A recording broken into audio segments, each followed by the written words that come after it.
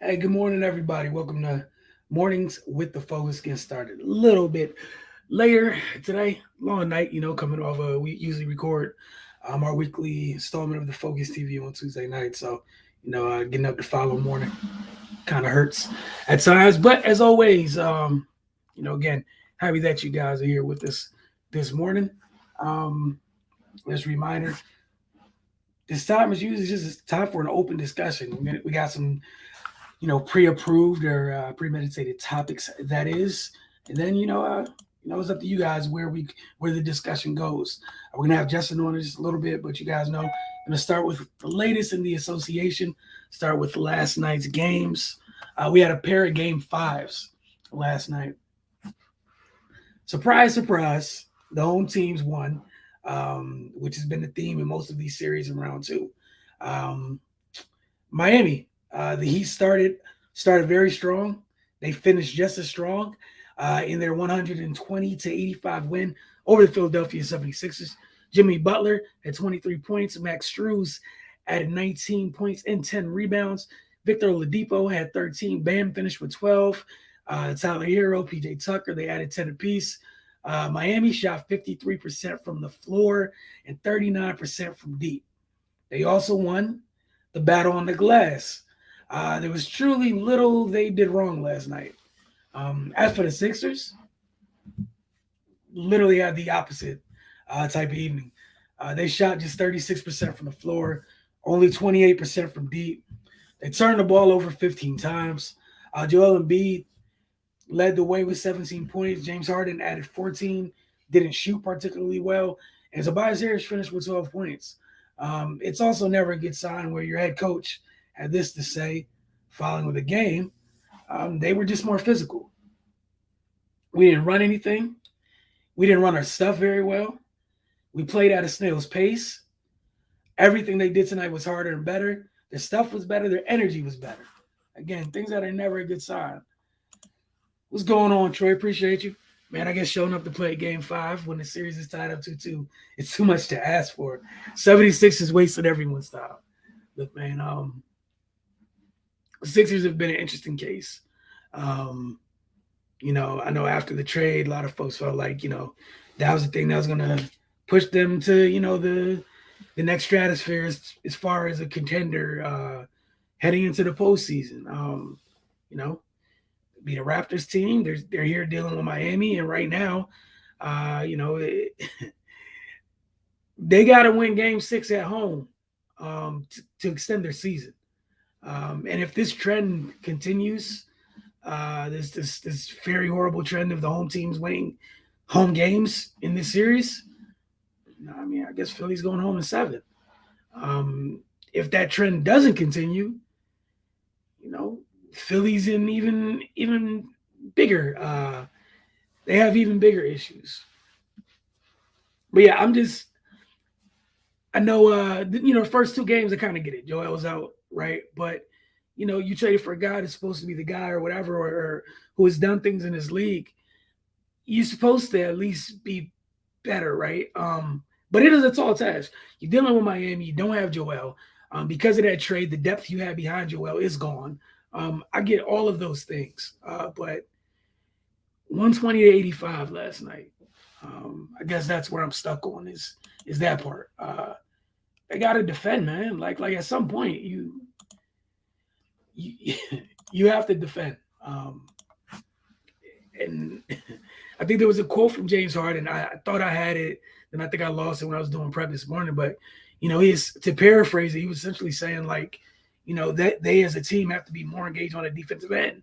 And coming from the source at times, it was interesting to hear it. And I think that's all I really had on that. But yeah, Troy, appreciate you with the comments. Just want to definitely hear what you guys think about whether it's, I'm just only talking what I had prepared to talk about last night's games. But if y'all have thoughts on the, the other series as well, feel free, fire away in the comment section.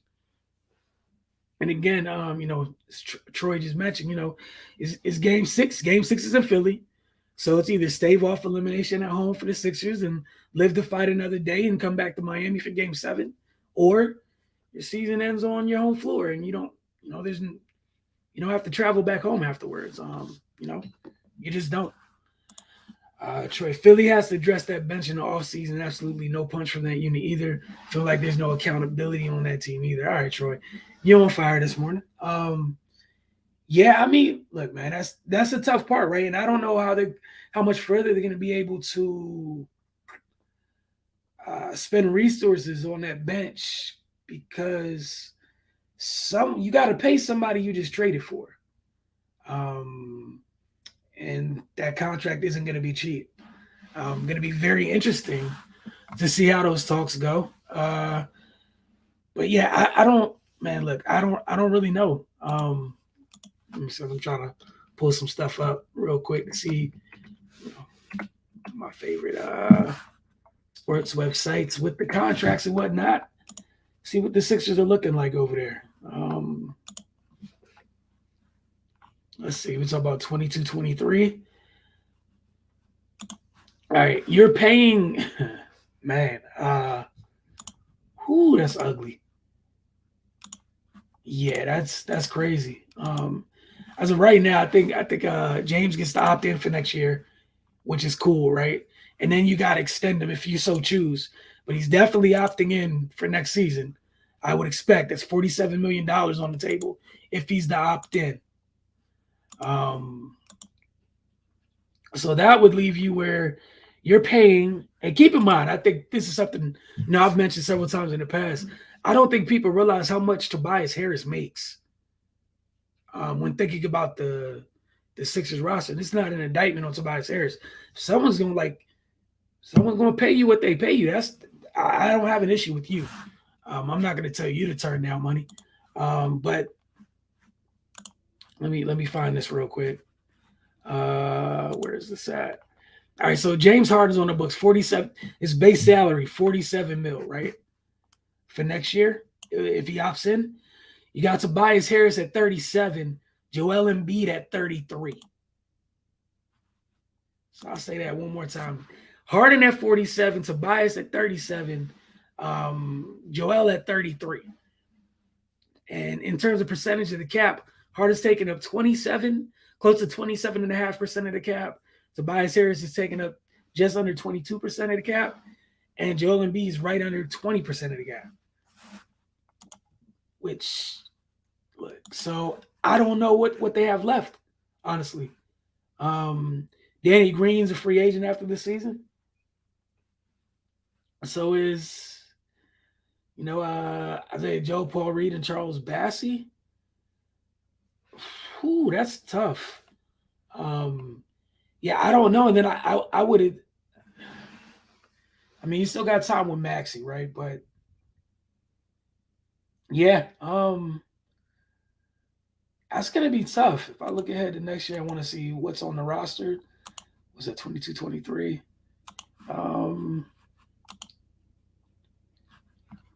The following year, yeah, that's a lot, man. That's all I got for you. That's a whole lot. I don't know how they go about it.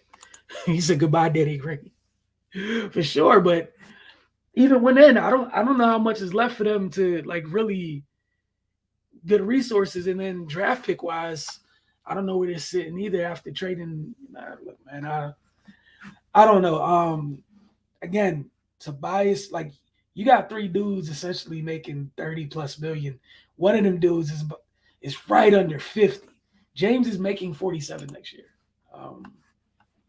So yeah, I agree with you, Troy. There's some things they got to address, but I don't know, man. I don't know how they go about doing that. That's all I got to say. I don't know how they go about accomplishing that task. Obviously, we'll see in time because decisions will have to be made. But yeah, that's tough, man. That's tough. I asked for the Suns and the Mavericks. This game was decided in the third quarter. It was really that simple. Phoenix put on a clinic on the defensive end of the floor in that third quarter. They won that quarter 33-14. They forced 12 turnovers in that period. The Suns won this one going away 110-80. There was some flaring of tempers late in the game. You guys know how things get going when folks get blown out in the playoffs, and especially when it's close to possibly being the end of the series. We get it. But for the Suns, they came out and they got contributions from nearly every player that entered the game. They only had 4 players scoring double figures, but 10 players scored at least 2 points in last night's contest. They were led by Devin Booker's 28 points, 7 rebounds, 2 steals. DeAndre Ayton, 20 points and 9 rebounds. Mikal Bridges added 14 points and 7 rebounds, 4 steals. Cam Johnson also added 14 off the bench. The Mavs turned the ball over 16 times. Again, 12 came in that rough third quarter. Quarter from hell. Luka and Jalen Brunson led Dallas with 28 and 21 points respectively. They had 3 players in double figures, shooting just 38% from the floor, 25 from deep, and then they only hit 66% from the line in their 27 trips. Nothing, like they just didn't have a good night. That third quarter threw everything away. But credit to the Suns because they responded like a team who's been here before. And that's what you saw in that third quarter. It was time to end the game, and they did just that in the third quarter. The Suns had one of those performances. Again, that was I've been here before, and I'm trying to get out this round type performance. But the series isn't over. It's just one game, regardless of everything that happened. They go up one game. Just like the series we talked about before, the home teams keep winning at home. A series might be coming back, it might be 7 games in Phoenix. Or the alternative is someone finally wins on the road and, we're here. We'll see how these things end up. You got 2 teams fighting to stave off elimination. And then even tonight, I think we got another set of game 5s tonight, which should be interesting. You got, Milwaukee and Boston game 5. That series is 2-2. And then, with the Warriors and the Grizzlies, that series is 3-1. That's the only series that's 3-1 in the second round at all. But Golden State has a chance to finish things off tonight. If they don't, they get to come home for game 6 because they're the road team in this regard. So, Memphis is in the same boat as Dallas and Philadelphia, where, it's time to fight for your life, essentially, or, we'll see you next season. Fight to stick around, or the all season will hit you very, very quick. Man, I'm talking all this Philly trash, but shout out to Landry Shamet. Came in there and was ready for his number to be called Biyombo. So, yeah, Phoenix's depth. And that's the other thing. You talked about, Philly, right? Man, Phoenix, we've got to this point where DeAndre Ayton's set to be a free agent. They're not going to re-up with them. There is no franchise tag in the NBA. I don't know what they're doing. It's none of my business, but that's something that could legitimately happen where regardless of what the Suns do this postseason, a 24-year-old center is about to be out here for the highest bidder. Again, I'm not in charge of anything. It's none of my business, but that is interesting to say the least. That's all I have. That's very, very interesting to say the least. Let me try to pull them up real quick. See what they're looking like. Yeah, he's a free agent. That's crazy. Yeah. That's tough. That's tough indeed. I'm trying to figure out if he's an RFA or UFA, but yeah, that's incredibly tough.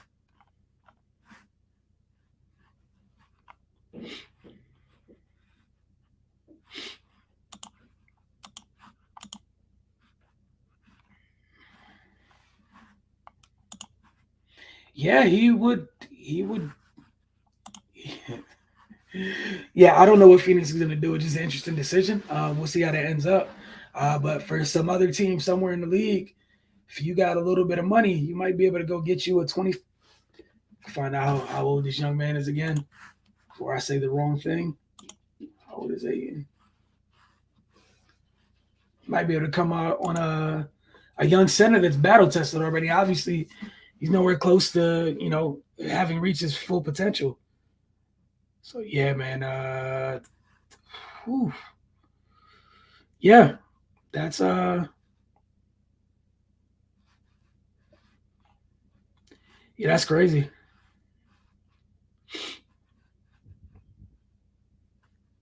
So they didn't extend the qualifying offer to him. Yeah, I don't know what the Suns are about to do at all. But again, that's another decision for another day. If you guys have anything else you guys want to talk about, let me know in the comment section, and we will go from there. We'll have Justin join us in just a few. We have some NFL topics we want to discuss today, so we'll get on that in just a little bit.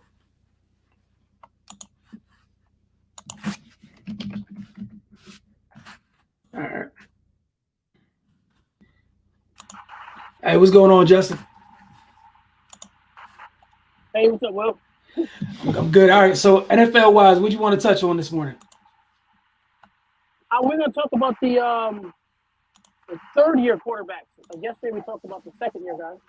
Okay, cool. So we're figuring out with some of the second-year guys and their progress and where they all stand. I think there were five guys, maybe, or five quarterbacks. Okay, cool. Let me go ahead and go pull that stuff up real quick. What class was that? Was that 2018, 2019? 19, I believe.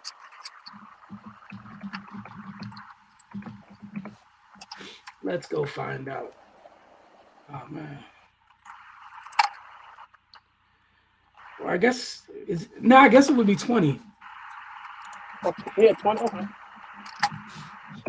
Time is going by too quick for me to know. All right, Troy. Again, you don't have to, it doesn't have to be the last thing. You're free to comment as much as you want. So we get out of here. Last thing for me, I'm probably a day late, but been loving watching the Mystics. Yeah, they're off to a good start this season. Last night's game, I was a hell of a win. Down 13 at the half. They came out, dominated that third quarter, took the fight to Vegas. And that type of response was reminiscent of that 2019 group. Obviously, not the same exact group, but they've yet to be at full strength yet this year. And, knocking off the Aces is still it. The Aces have just come off beating the Storm. That is still a quality win. It's still a quality win. And what you saw was, again, that depth. It means something. It still matters. And don't forget, Troy, Mystics Outlook. We got that after each and every Mystics game. Check that out. We usually break down the game following, break down the action following the conclusion of those games, just like we do for Wizards Outlook.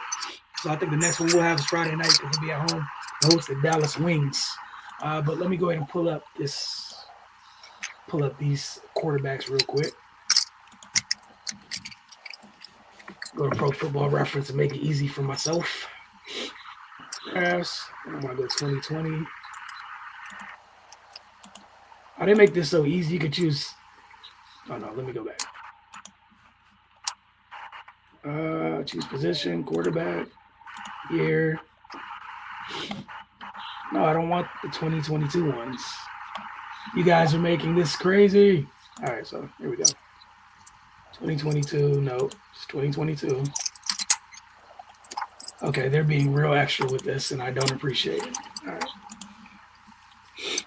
Draft Finder, I want 2022. Yeah, they are being extra with this. I pulled this up the other day, and now I can't find it.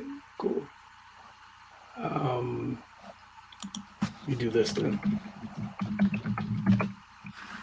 Here we go. All right, that's easier. And you said the QBs from that class, so that's Joe and Company, right?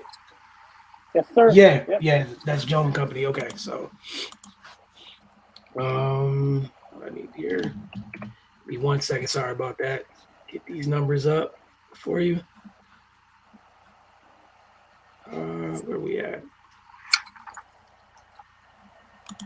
All right, so you want to start with Joe then? I mean, we can start with Joe. Yeah, let's do it. Let's start with Joe. All right, cool. So, like Justin said, what we did the other day was looking at last year's quarterbacks heading into the second year. I'm going to go back a year or two and look at guys from 2 years ago because they're heading into year three. And some of those folks in their short time, they've already accomplished some things and been to some places already. So we can start with Joe Burrow. They just had a Super Bowl appearance. So far in his career, he's thrown for pretty much 7,300 yards, 47 touchdowns, and 19 interceptions. And again, just had a Super Bowl appearance, which is, it's not a bad thing, and that's what they drafted him for. So I guess just your initial thoughts so far of Joe, what he's done so far, and then going forward? What do you expect out of him going into year 3? Uh, this is the year that really matters for him. Like to kind of separate himself. Like I think that this was a year to show that he's for real. And now you're gonna get the. Now it's like the hype. The hype is gonna get real now. Now everyone's expectations are, okay, this is who he is. He's a top 5 guy, top 10, top 5, top 3, top whatever. And now, he just has to really show that, that he can make all the throws. There's still room for improvement. I think a lot of times you see a team make a Super Bowl or he made that run, but he didn't really have a great run. I think he kind of just got away with some plays, and he's a kind of a big play guy. And the biggest thing that he has that separates him from everyone else is that toughness. He's fearless, and he doesn't back down from anything. And I think that's gotten him out of some situations, and that's a dangerous way to live sometimes. You know what I mean? Because he's not the most physically talented guy, but he's fearless. He's tough. He's technically sound, but he just he makes some. There are throws he makes that he shouldn't make, and he gets away with. But it's that confidence that a lot of quarterbacks, especially young quarterbacks, are scared to throw into coverage.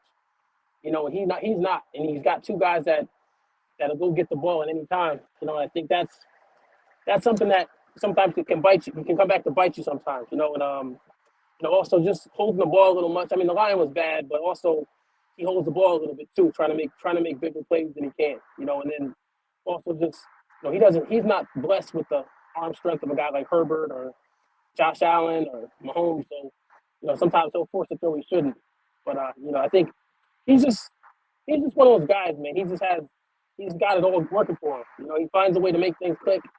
And usually there's not going to be that many Joe Burrows. Like guys like that don't come along that often because their weaknesses kind of like swallow them up. And I think that's the concern with him, is hoping that he doesn't start believing the hype too much and starting to make throws he shouldn't make and things like that. But again, he's on his way. It looks like, again, I don't see him backing down from challenges or failing. It's just going to be, really, just settling into who he really is. Yeah, and I like what you brought up about the, typically dudes that have those types of weaknesses physically. And I think one of his strengths is that he knows who he is. I don't ever feel like, too often you watch Joe and you're like, hey, you're doing too much. Don't really feel like that, He's kind of, for someone that young, he knows exactly who he is, what he's capable of, and he knows what his bread and butter is, which is what I appreciate. I'm with Justin. That's from Troy. I'm with Justin. Love everything about Joe's confidence. But, man, wouldn't mind some self-preservation and live to fight another day from his end. But his front office doing me favors. Now, I definitely agree with you, Troy.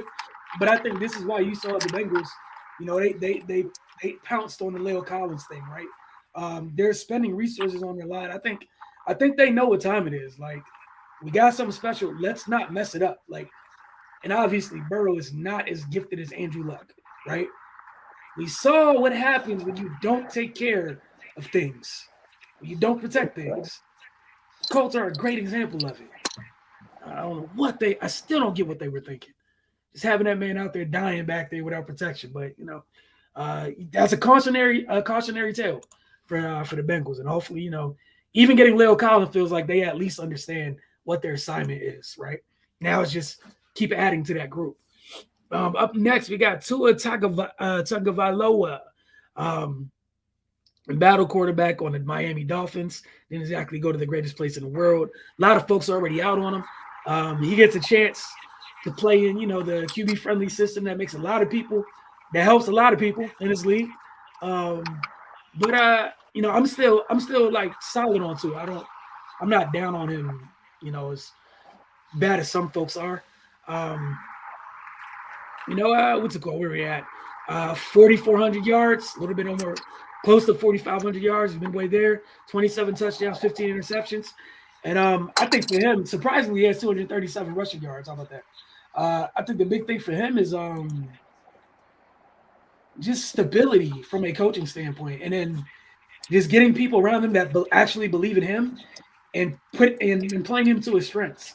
I know everybody was laughing, when they got Tyreek, like, Tua's not going to be airing that thing out. Like, I mean, he may not be, but in that scheme, there's going to be schemed open shot plays to tie. It's just about hitting them. And I think, he'll hit them more often than some people think. They should be all right. But I just think some people are too down on him thus far. And from a talent standpoint, not to be too rude, but he kind of took a step down when he left Bama, left the comfy confines of Bama, and got to the NFL. The talent on Miami's roster this year, especially offensively, it's quite a bit different than what it was when he first got here. But Jesse, your thoughts on Tua? Yeah, Tua's I like Tua. I wonder what getting in the right system and being able to actually, like I said, play on his timing and not have, like, I think with the talent they had around him, they were asking him to do certain things that not saying that he's not capable of, but the receivers weren't separated, which he's used to. He likes to get the ball out quick, and he was playing with bigger, slower receivers. Even last year was like the only person he seemed to have any trust with was Waddle. And then the check down stuff, and then they got really carried away with RPO stuff too, like almost like it was remedial. It was so simplified that it was, teams were sitting on it. It became obvious. Okay, so he's gonna do this or he's gonna pull it, and it just got to the point where you handicapped the kid. He made a variation of throws. He made it in the in college, so it's not like he can't do it. And then this whole thing about you have to have a strong arm to throw the deep ball is kind of dumb.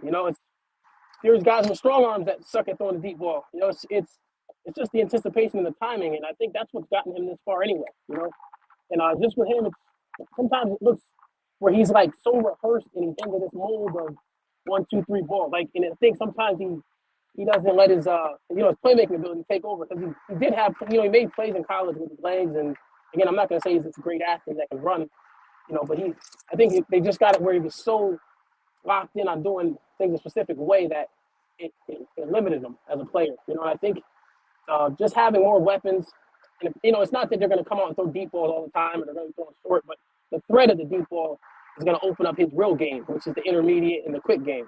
But being able to toss one out deep to Waddle or Tyreek Hill, that'll open up the field where he can go to Gesicki, and that'll just make him a better quarterback. Again, he's not the most physically talented, and you like to think he's still coming back from that hip injury. That was a lot.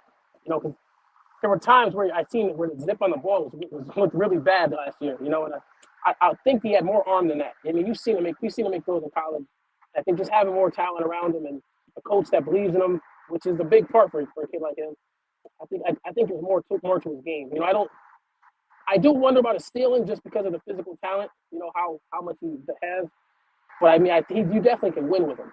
He's a good quarterback, and he has the ability to escape and make a play here or there that that you don't expect, because he wins with footwork, technique, and timing, and just having a better rhythm and having better players around him is going to help him.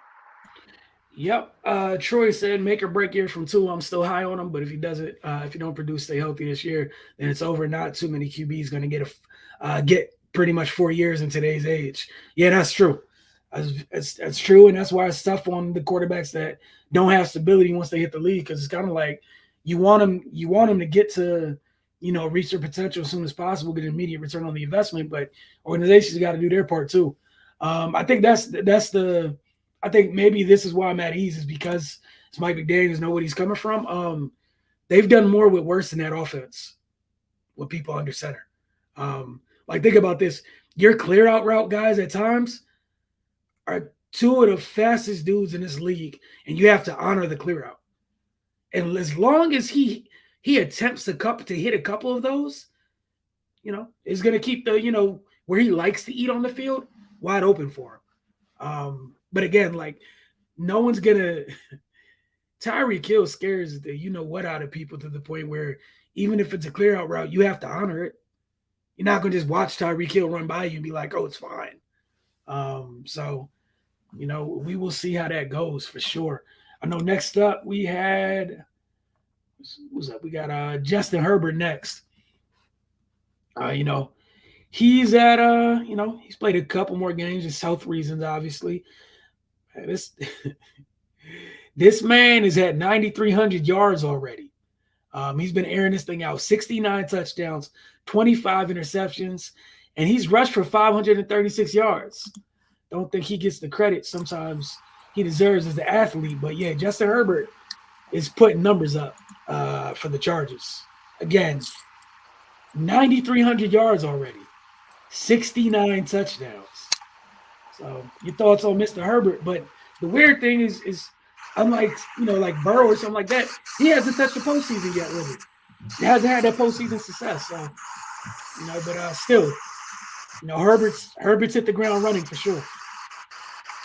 Yeah, definitely. Herbert's he's in that group of talent with Mahomes and with Josh Allen type of guys. I think the only issue I really have with Herbert is he's kind of hitter. Like, he's one of those guys that occasionally will just show up and won't have it one day. You know what I mean? And there's been a few games, usually, unfortunately, like games that mattered, where they're like, he didn't show up, or he kind of like let stuff get under his skin. But the thing about it is he has that type of ability where he can be struggling, everything can be going wrong, but he can make that one throw that changes everything. And there's not too many of those guys. He can be late on the read.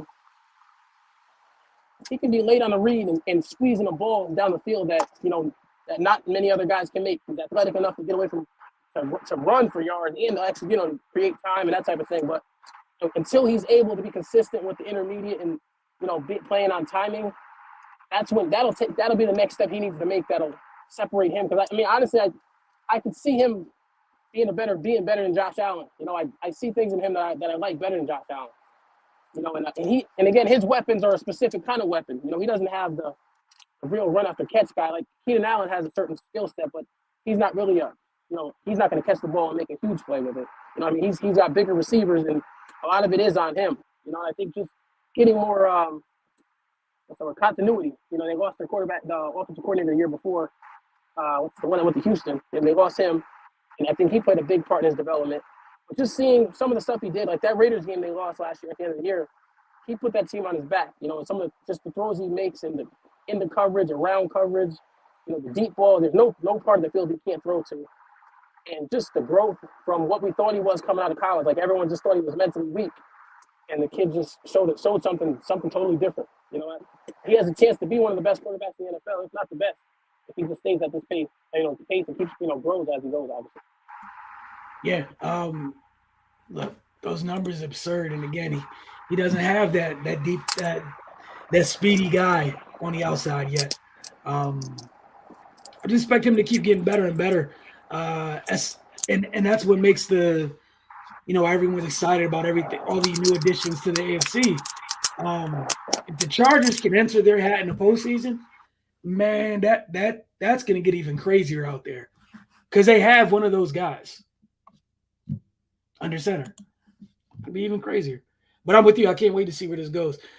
We have to bring him up because he's a quarterback that was selected in this class. So, unfortunately he has not played enough to talk about it, to really know where he's going. But Green Bay took Jordan Love in that draft. Yeah, that's again not his fault. That's the sad part. He's going to be remembered for, for the guy that lit the fire under Aaron Rodgers. That maybe if they didn't pick him, they might have won the playoff. That's whole thing. He's going to be remembered for that, which again not his fault. But I don't know. The one game he played this year, he had a few splash plays, which is what you expect from a kid that's athletic with a strong arm, but hasn't had the reps. You know what I mean? I think that's the problem. He just needs reps, so he's going to be hard to judge.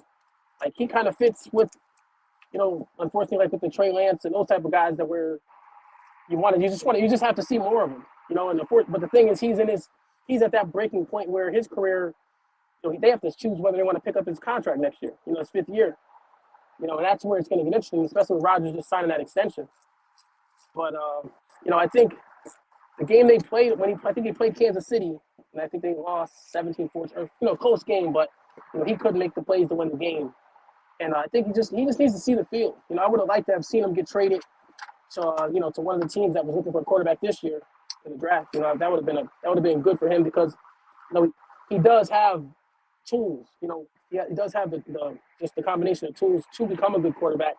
But you just I just wonder if the clock is just ticking so fast that he kind of gets forgotten about. That's what I'm interested in seeing.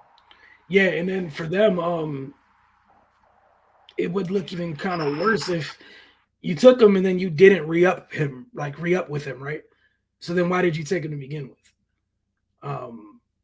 And then whoever gets him next, if Green Bay doesn't extend him, you're almost, depending on where he ends up, you almost start from ground zero because, I mean, he's been around the league, but, you know, in terms of like reps, live reps, he hasn't had a ton at all. So I don't know, but it's interesting to see what happens with him. Or do they do like the Jimmy G thing with New England and kind of just keep him until he's too expensive? Maybe. You know, like you just keep him because he's been there. Like for me personally, at this point, you might as well keep him. Like you don't know what day Aaron's gonna wake up and be like, I'm good. Like it's Aaron. You really you don't know. No one knows but Aaron. Sometimes I don't think Aaron knows until Aaron knows it. So I think last but not least, we got Jalen Hurts for the Eagles. He's thrown for 4,200 yards already. They 22 touchdowns, 13 interceptions. He's rushed for 1,138 yards and 13 touchdowns thus far. And he started 21 to 30 games that he's played in. Keep in mind, he came in the Jordan Love route to be someone's backup, and decisions got made, and he's still there, and the person that preceded him is not. So, your thoughts on Jalen Hurts going into this year? You know what? I'll be honest with you. Jalen Hurts is one of them guys, man. You can't doubt him. Like there's nothing. He's such a hard worker. He just finds a way to make it work. Like there are people that have been questioning everything about him coming out, and he made himself into a good quarterback. He made himself into a solid quarterback who's fine. He's one of those guys like, I'm not gonna compare him to Burrow, but in the way he's just a gamer. Like when a play needs to be made, he finds a way to make the plays. And he's putting the work in to improve also. So, the issues he had in the playoffs last year, you just expect him to come back a better player. And then as they added more weapons around him, like even some of the games are, he didn't play great games, but he made big throws, and you had, some rigor drops or different receivers not making plays work with him. Like they put it was a lot on his shoulders. I think just being able to be a little more accurate and more consistent with passing is only going to help him.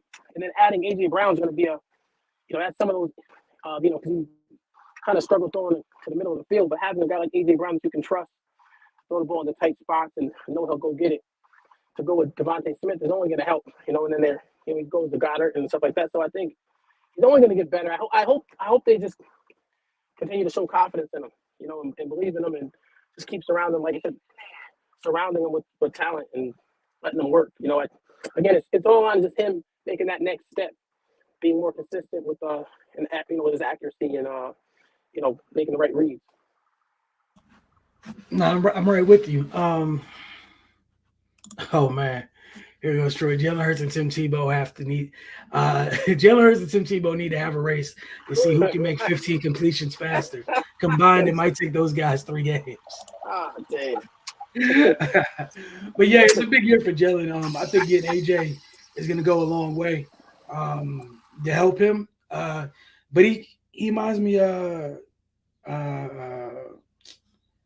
Trey a little bit, only in the sense that like they're dudes who don't like throwing over the middle of the field that much. They want to live on a perimeter. But Philly didn't really have guys like that you could throw to on the perimeter in terms of throwing outs or comebacks and things of that nature. They had a different type of body type, and all those guys weren't comfortable with it. That said, just as big as a year as it is for him, it's just a big year for his play caller too. You have to get in sync with your quarterback, and whether you like it or not, you got to find his strengths and play to his strengths. Troy, that is tough, man. It's about as bad as what was that? I think Bleach Report yesterday put up the little like fantasy thing where it was like Draymond and Rodman going 1-on-1. I think KD commented it was like it's going to take 3 days to play that game. That's where you at, Troy? It's the first thing I thought of. But yeah, it's a big year for him. It's a big year for all these guys. And you're seeing, for the most part, all their teams going to take Jordan Love out the equation at the moment, kind of trying to help them get more comfortable, give them what they need. In Cincinnati, it's something like a line. For the Chargers, improving that defense so they can win because the kid's putting up numbers. For Miami, They went and got him a whole new offense, essentially. They upgraded their line, went and got some, added to the weaponry, changed out the entire backfield. Is there the whole running back room looks different? The only thing that's going to look familiar over there is Waddle and Gesicki, for the Right. most part. The thing about this is usually the year where, in the older days, not old, but in the old times, like, were the year that mattered. But I think because you've seen guys have success in their years 1 and 2, that teams are becoming, more and more impatient. And I think that's the thing that we don't, like where Tua is at. And I mean, Hurts and Tua, like, you'd be happy with, okay, you had 9 wins last year, okay, we'll build on that. But because you've seen what Herbert's doing, you've seen what Burrow's doing, it kind of sped up everything. Or, Mahomes in the second year, or got some of these other guys. I think it made these teams make unrealistic expectations, for these guys. It's especially because they're not, they're different kind of quarterbacks. Being a timing accuracy guy like Tua, it's going to take more time than, what's for a guy like Herbert, because Herbert can create his own stuff. Herbert can make throws that to guys that aren't really open, or buy time with his legs and throw the ball 60, 70 yards. So, even when he's having a bad game, he can throw 2 or 3 touchdowns because he can make throws that other guys can't. And I think that's part of the development of teams. There's not a lot of those guys, and giving up on some of these guys too fast, is something that, I think just is more of a today thing. No, I agree, and I think that's the interesting thing is everybody wants it to happen so much quicker. Teams that kind of redshirt quarterbacks, folks look at them some type of way, like something's wrong with the kid. Sometimes some people just believe in taking it slow, and sometimes it's what's best for the kid. And that's the thing. There's no one size fit all process to this, right? It depends on your quarterback coaches, like your coaching staff, the scheme, all of that stuff matters. What the kid played, what system the kid was in college. Did they learn more than what they were asked to do in college? There's so many different variables, and it's things I think some people don't keep in mind, but it's going to be interesting. Again, it will be interesting because it is a big year. That's when you figure out if the team is going to throw a bunch of money behind you or not. Sooner than later, some folks it only takes 1 year. They already know. Like I think the Chargers already know. They got to go ahead and start printing some money for one Justin Herbert. I think the Bengals already know what time it is. You just went to the Super Bowl. And now it's just about keeping him healthy. And if you're Miami, if you find out that the kid's okay, and maybe he doesn't need to do what some of his peers do, numbers wise, you'll be fine. You got a good defense down there. You'll be fine. There's nothing wrong sometimes if your skill position players are better than the quarterback. This means the quarterback can't be a bumbling, stumbling problem. That's when it's an issue. But we will see. Thank you guys for tuning in today. We'll see you guys tomorrow. Just a reminder, you guys tune in, man. Look, man, it's just easy. Come in. Troy's done it. Don't have to apologize. Y'all want to comment the entire time, then I guess we'll just be talking to whoever's commenting. It's that simple. Troy's parting comment. Appreciate you all talking about the organization. Some of these dudes get screwed going to poorly ran teams. I fear Justin Fields might have to be Superman to get them to 8 wins. Yeah, Justin and I were talking about Fields, I think, the other day. I think the good thing for him possibly is where the direction that this new regime is going. Dudes coming from Green Bay, if it's that LaFleur type system, look, man, of the Shanahan, McVay tree people, LaFleur, and I didn't know the dude that's their offensive coordinator now was their passing game and quarterbacks coach over there. They cook up some fire in their pass game. Green Bay does. So I'm interested to see what it looks like. I think they'll be fine. If the dude's what he's supposed to be, the offensive coordinator, I think they'll be fine. And in time, they'll have some more weapons or what have you. I think they quietly feel like they got some guys over there that just maybe haven't hit the ground running in the league like most people expected them to. But they feel fine about the pass catchers. But we'll see in time.